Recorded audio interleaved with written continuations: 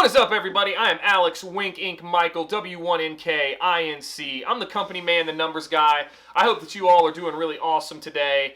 And I have today a brand new type of video. I've never done one of these before on this channel. I've never been able to participate in them, but we have been challenged. And as a cutthroat, ruthless executive, I back down from no challenge. However, on this one, I am very, very happy, humbly and graciously accept this challenge. This comes from Beard of Pop.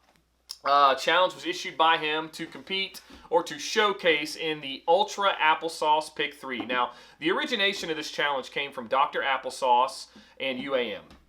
And it appears they were interested in challenges and wanted to kind of keep one going and came up with something for us in the collectibles community to participate in that I think is just absolutely awesome. So you're probably familiar with a lot of challenges on YouTube. You have the one chip challenge where you eat the Inferno chip or whatever.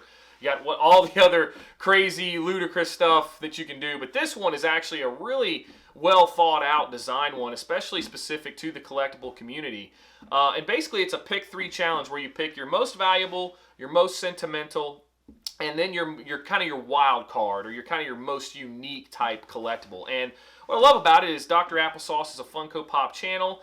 If you haven't, check him out. I'm going to link a lot of channels down below in my video description, so please take a look at all of those if you're not familiar with any of them, or if you, I'm sure a lot of you are familiar with some. And what it is, he kind of just devised this challenge, but I'm really excited to participate in it. And it's not just specific to Funko Pop collectors. You can be a collector of a lot of different things and still participate in this challenge. And I think that was really awesome. So I was really, really happy to be challenged. And I was challenged by Beard of Pop, a really incredible, awesome guy who is on a meteoric rise in the YouTube community as far as Funko Pop channels go. He's got a lot of different collectibles, though. He does a lot of things, mostly Funko Pop specific, but man, has incredible content. He's a really great dude. Check him out on Saturday Night Live streams. And I'm really happy. He's helped me out a lot, and I was really just thrilled when he issued this challenge to me in his video yesterday, I believe. So I was really, really happy to get in here and kind of showcase what I have and let you guys kind of take a look and maybe get to know me a little better. So what we're going to do is we're going to start with the most valuable. That seems to be the method that people are going. And at the end of the video, I will be choosing or challenging 2 people that I am more than confident will participate, and I'm really interested to see what they bring to the table. 2 really great channels that I'm really happy to kind of issue this challenge to and throw down the gauntlet to. But first up, let's get into mine. So most valuable, this is an interesting one for me because mine are very difficult to value because I am an autographed collectible collector. So I like to chase autographs on a lot of different things, and it makes it difficult to gauge a price point on those things sometimes, especially when you have a lot of different ways. Is it a full name signature? Is it authenticated? Does it have a remark or something like that, or an inscription? So there's a lot of variables that go into autograph collecting. Now, to be honest with you, my most valuable collectible that I probably have in my collection is actually not in my possession currently. It is actually at CGC. It is a comic book, ASM 129, and it's being graded right now. So I don't have that to show you. And to be honest with you, I don't know what it's worth until the grade comes back. If the grade comes back super, super low, then it may not be the most valuable. However, I am expecting and anticipating that to be, I would say, an upper mid-grade, which would make it pretty darn valuable. It'd be tough to beat that one. However, I do have something else that I find is very, very valuable, I know, and is highly sought after, and I think I have one that is truly unique. So what I'm going to show you guys, and I got this out of a Toy USA box, and this is an Elvira signed Funko Pop. And this is that 2500 limited edition exclusive from this past Halloween 2019 that came out. I can't remember the con, shame on me, but that's a 2500 piece. This is a gem. This is a minty box. I obviously have it in the hard stack, but what makes this so unique is I've seen a lot of these signed. A lot of them have Elvira XX, but I have not seen this inscription. I think this is what truly makes this very, very valuable. And their inscription reads, "Revenge is better than Christmas." And you can kind of see that up there, and I think that really sets it apart. Now, you could argue what's an inscription worth value-wise, but this Funko Pop alone is pretty pricey by itself, then to get the Elvira signature plus the inscription, that puts the value up there pretty high. So as far as most valuable, like I said, I have a lot that I could debate. I really, really love this one, and it's just, to me, it's an incredibly awesome pull to pull out of a mystery box, especially with me chasing autographs all over the place. So that will be my most valuable, the Elvira Halloween 2019 exclusive, 2,500 piece. She's the Queen of Halloween. This is the purple dress, is what I think a lot of people refer to it as.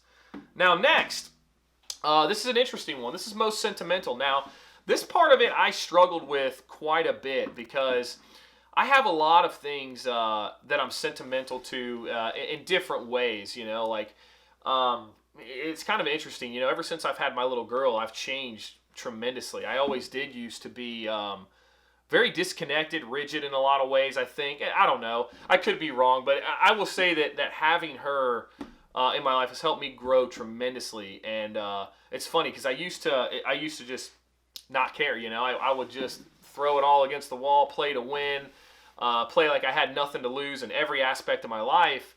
And she has brought me way down, you know. So what you guys see, you guys probably think I'm over the top as it is, but I probably used to be way over the top. But she has brought that balance to me that that there's no other way I could have gotten that. So one of the things that she did that I thought was really, really cool, and it was just a small moment between her and I. You know, I have all these Funko Pops. I'm a Funko Pop guy. I have a lot of unboxings on my channels, and I kind of have these things staged in places before I put them up. Now, I am very meticulous with my collection and with everything. I mean, my wife just beats me up because she says, gosh, why does our house have to look like a model home all the time? And I'm a person that loves things in the right place, very organized, angular type things. But what's funny is, and what really made this so funny, and my poor child, it looks like she has a little bit of this. My most sentimental is just an Aurora Chase pop out of the box. So this is a Chase out of the box. I think it's a $25 pop. But when she saw it, she ran to it. You know, my daughter's 3.5, just to provide a little context. She ran right to it. She was younger then, a little bit. Had to have it. Wanted to open it out of the box. And why this one's so funny is because this is her first Funko Pop. And, you know, it's not a major A-player princess by any means, but she just loves the princesses, loves Disney, like a lot of kids her age does. But what I saw was, like, you know, she grabbed it, opened it up, and she's like, I got to set my toys up.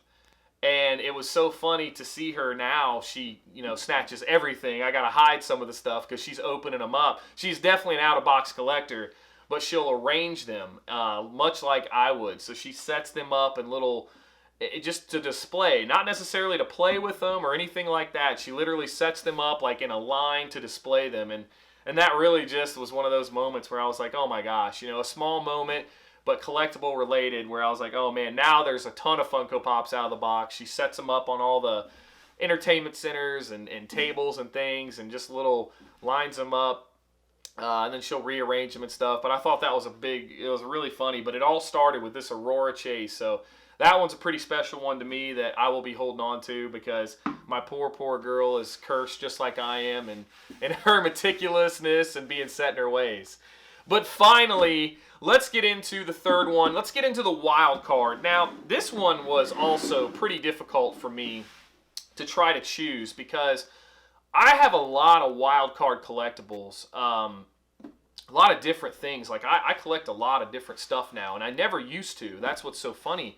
A year and a half, 2 years ago, I wasn't a big collectible person. I mean, I would move things and things like that, and I'd get into a lot of different things. It's hard for me. I've never had a consistent hobby, is what I'm trying to say, and YouTube has become that. And it's so funny, because I always tell everybody I'm still chasing my passion in life, but I absolutely love interacting with people, and I love working with people. And I always tell everybody that the only thing I ever wanted to be when I grew up was someone that can impact a lot of people's lives in a positive way. And I can't believe it took me so long to find this platform, because this is the perfect platform to do that. So hopefully I can at least make you smile for, you know, a second of the day or whatever, and hopefully I can continue to push out content. But what I'm trying to say out of all that is, when I was choosing the wild card, this was difficult, and it really is it's a personal thing, you know? Like, you're like, man, what is it that I really think is just so cool, and I don't care about the value or anything like that? And I kind of landed on these two. So I actually have two, but they're of the same family. So these Funko Pops, I'm a really big into special remarks or one-of-a-kind unique stuff. And these are very limited. They're not necessarily one-of-a-kind, but what I find them to be really, really cool. So this first one here is a Halloween Michael Myers. And you'll notice there's a little hand there. And what I find so unique about this pop is it has an incredible art remark on it. And it's done by Guy Gilchrist, the guy who does the Muppets.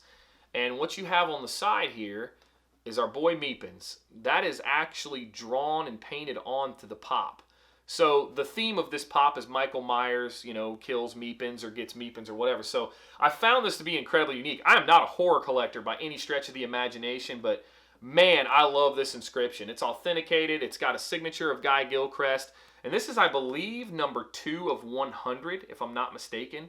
It's also JSA authenticated. So I just found that to be truly unique. And I actually have another one, because I didn't forget you comic book collectors at all. I just didn't have anything for this one. But this is a pretty damn cool one right here. We have a Venom Pop. And it is actually signed and remarked by Sam De La Rosa, who is a very, very, I would say, a very famous comic book artist. It is also authenticated, JSA, but look at that. He's drawn the Venom on the face of the pop. I just thought this was so amazing, and I had to get this. And I just love this type of stuff with the remarks and the inscriptions that truly make it unique. And it's just so cool to appreciate someone's art, and especially in this format. This is a unique format to have art on. But that is it for my 3. So my sentimental value, and of course my wild cards. But I am anxious to see what you guys think in the comments below about my 3 picks. But we are not done yet, because we have a challenge to issue.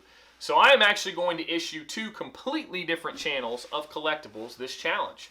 I am issuing this challenge to Stevie B Comics. He is a comic book collector, opens mystery boxes. He's an incredible dude. Absolutely awesome guy. He has been a sounding board for me for a while. He's got a very, very unique channel in unboxings and comic collectibles, a wealth of knowledge in comic books, and I think that he probably has some hidden stuff in there that would be truly unique. So Stevie B Comics, I am challenging you to the Ultra Applesauce Pick 3, but I am also challenging another guy who is a Funko Pop collector, whose channel that, I'm going to be honest, I really, really like, because he brings a lot of energy to his videos. And it's funny, he commented on me, you know, saying, hey, you got great energy, but this guy has really great energy in his videos, very positive, very upbeat, very driven. I'm talking about Derping with Derek. Derping with Derek is another Funko Pop channel. He does unboxings. He's a Funko Pop guy. He's got a wealth of knowledge about Funko Pops.